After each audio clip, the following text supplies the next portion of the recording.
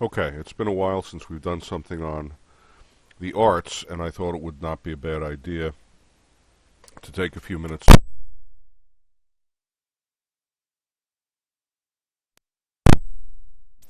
At the close of the 1800s and into the early 1900s, you had it was a very rich period for the arts. You had a lot of change and ferment going on. In the early part of the 1800s, American art in general followed the romantic ideal. And I assume you know from English class and maybe from art class a bit about romanticism. Um, it was about idealized figures, idealized attitudes, very emotional, tended to be um, something quite larger than life, uh, heroicized.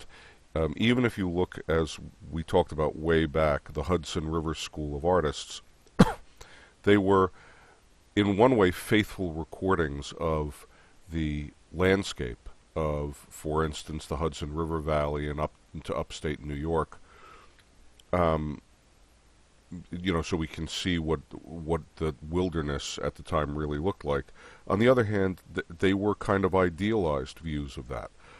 It was these majestic mountains and these fantastic waterfalls and these peaceful scenes by the river and so on. And there's something a little bit beyond reality with them. As you get into the late 1800s, though, you get a real commitment to realism in art. That doesn't mean necessarily realistic depictions, as in photography, although photography does come into its own as an art.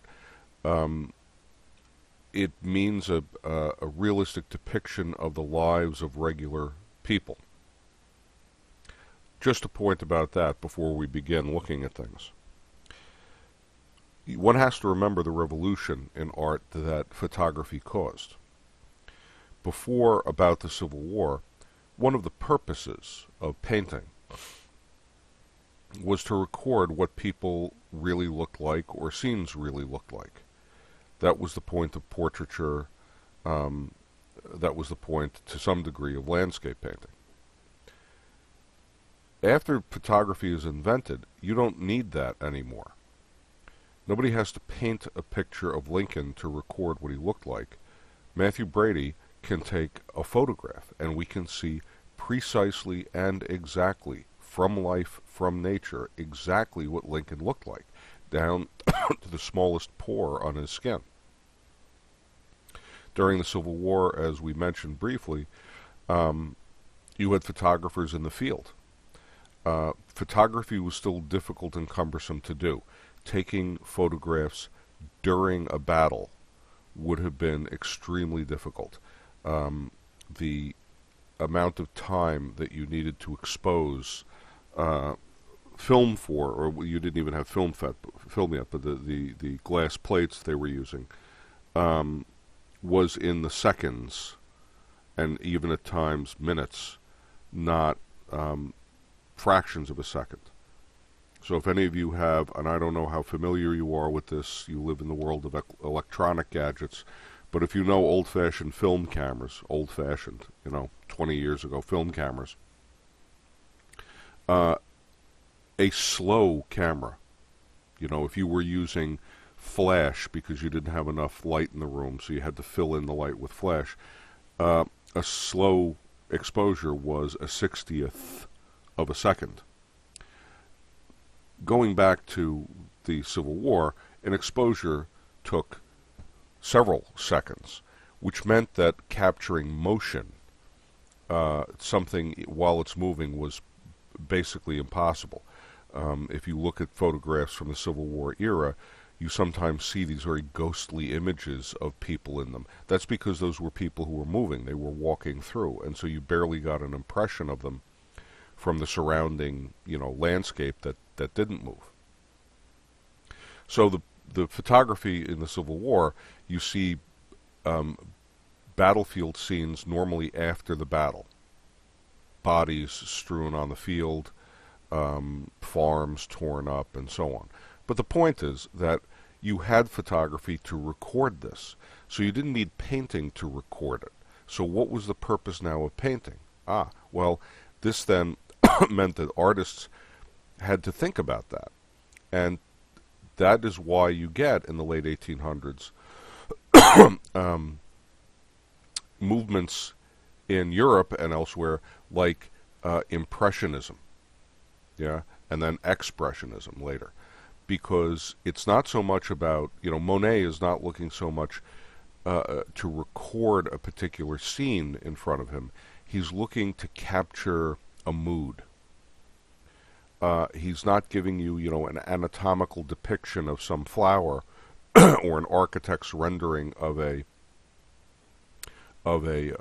cathedral. He's giving you the feel of seeing that, the mood that it sets for you. And so there's a lot of playing with brush strokes to give it an energy, yeah, or playing with color, shadow and light, and so on.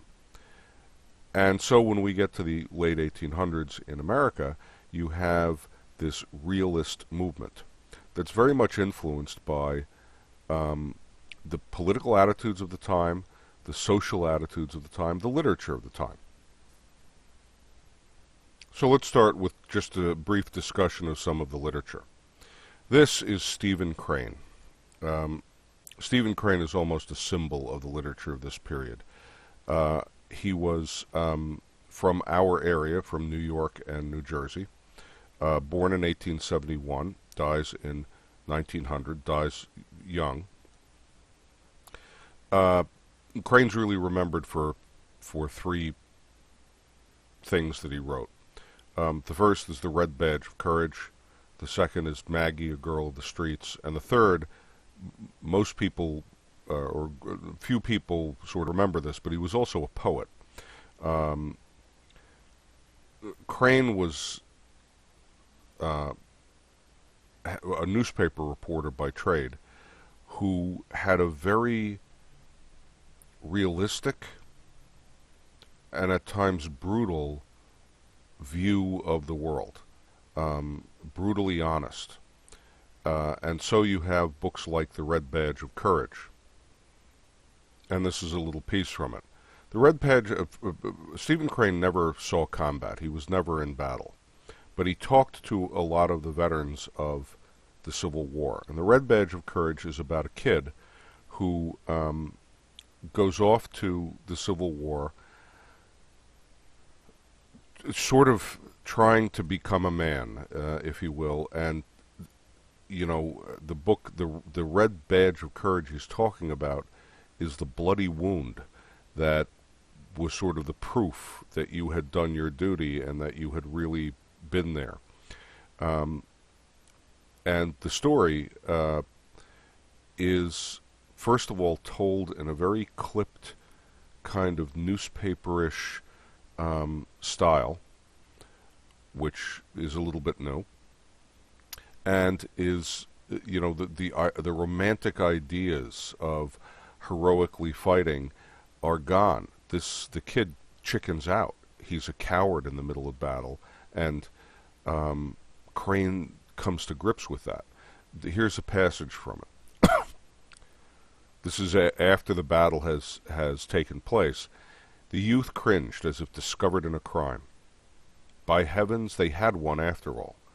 The imbecile line had remained and become victors. He could hear the cheering. He lifted himself up on his toes and looked in the direction of the fight.